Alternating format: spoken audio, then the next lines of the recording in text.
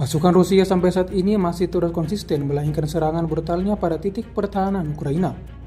Terbukti dalam sebuah rekaman yang ramai beredar di media sosial Telegram pada Rabu 11 Desember 2024.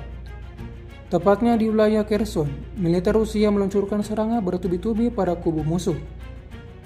Ujung Rusia turut mengoperasikan drone FPV BT-40 dalam menggempur habis semua titik perlindungan Ukraina.